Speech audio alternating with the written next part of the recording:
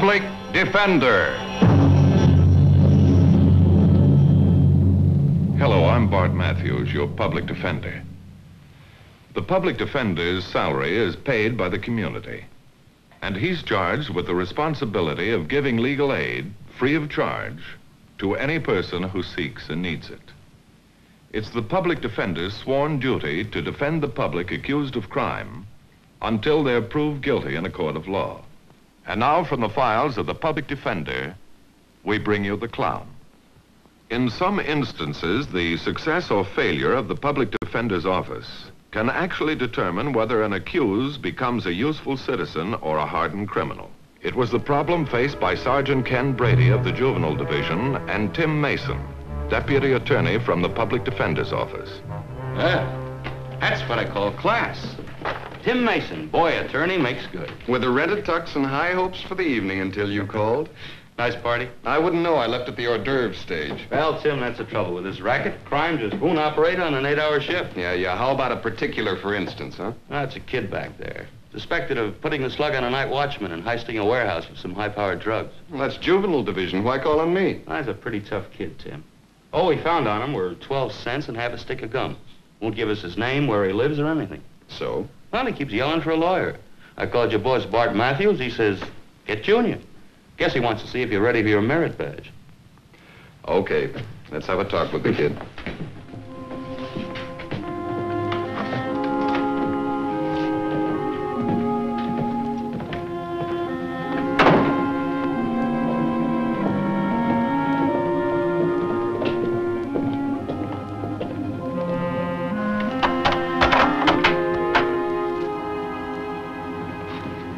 Son, this is Mr. Mason from the Public Defender's Office. Public defender. Big deal. Pleasure's all yours.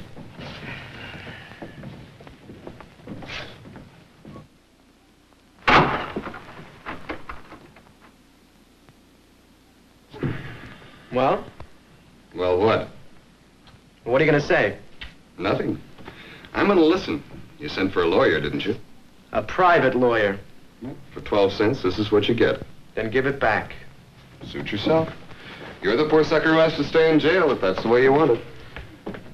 You know, you're a funny guy. That fancy suit, the way you talk. You don't seem like a lawyer. You don't seem like a crook. You want to tell me about it? Ah, what good would it do? To you fancy Dans, it's all the same. Kid grows up on the south side, he's strictly from hunger.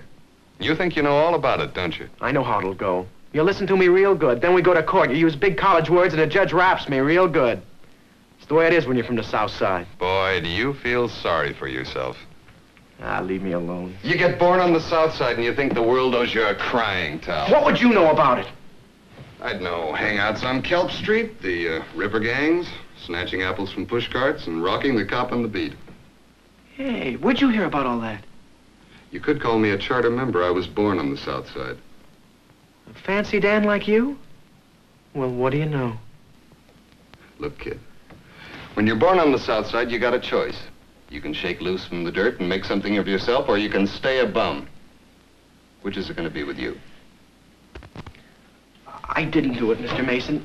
I was out in the warehouse district when the cops came up, but they didn't find anything on me. Ask him. Let's start at the beginning. What's your name? Johnny Wagner. Where do you live? Flat over on 14th Street. Parents? My mom's dead. My dad. Go on. You can find him over at 7th and Wilson. He works nights. Right. Now, what makes the police think you did this warehouse caper? It's like I said, I was in the area. They say I run around with a tough crowd. That's all the cops need. Not Detective Brady. He's not that kind of a cop. Okay, here's the rest of it. The night watchman identified me. But you gotta believe me, Mr. Mason, he's wrong, dead wrong. I couldn't do a thing like that. I just couldn't. There's a lot of trouble in the world, kid. I guess right now you think you've got it all. I didn't do it, Mr. Mason. Please believe me. I do believe you. And that's what's going to make it right. You really mean it? Sure, I mean it. You know why? Because I trust you. And I want you to trust me.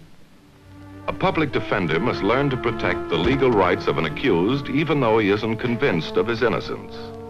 But when he does believe in his client, it makes his job a lot more pleasant. And Tim Mason believed in the not-so-tough kid he'd met only an hour before. Of course, Tim realized Johnny's rearing left a lot to be desired. But when he found his father's place of business, he began to understand why.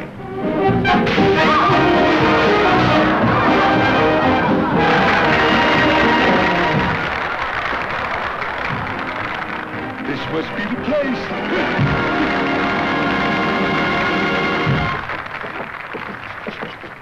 Mr. Wagner? Mr. Wagner. There's one for the books. Name is Reet Wagner, boy. Reet, the kid with the Reet beat. I'm Tim Mason. I'd like to talk to you. Sure. Come on in the dressing room. Did you catch the show? No. A riot? A real riot? I thought the audience had flipped when I did that bit with Hazel and Sadie and the two pistols. Sit down. Here's the bit. It's a great one. You see, the dames come up to me, and they got Western clothes on, but with long skirts, you see? And they kind of sidle up to me, and they say, could you tell us where we can find a rootin' tootin' shootin' cowboy in the West?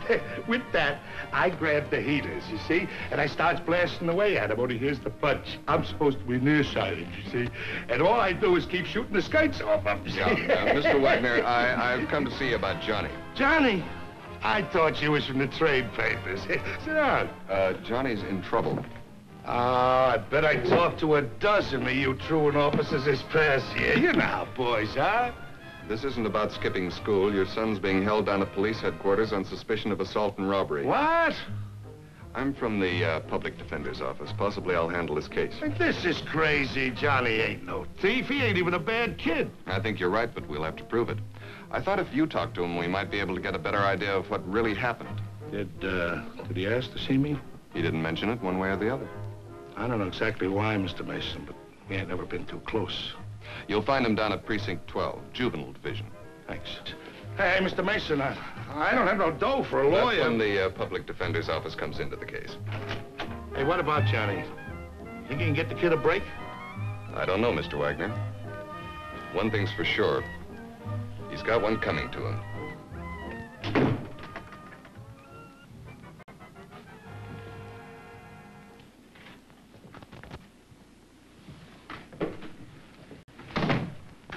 Hello, son.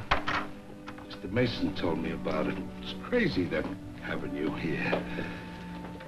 What's the matter, son? Johnny, my boy. We haven't been seeing enough of each other lately, you say. Tonight's your birthday. Let's have dinner together. So 2 hours I wait. I'm sorry. Don't think for a minute I forgot it was your birthday. It's a fountain pen. Guess you'll have to wait a while to use it. How long? Pop, I've never been in jail before. I'm scared, real scared. Sure you're scared. Any guy's scared of the unknown. But everything's gonna be all right. Why, it's just like the first night in the theater. Takes a lot of heart to get out there in front of a lot of people, you know. That didn't stop Al Jolson, or Fanny Bryce, or Will Rogers. No, and it didn't stop your dad either. I used to tell a joke and I'd have him roll into the aisles. Then I'd sing a song and you could hear a pin drop. I remember one time... Get out! For a minute I thought you were thinking of me. Now get out and never come back. Johnny, I'm your father. When did you ever do anything to show it?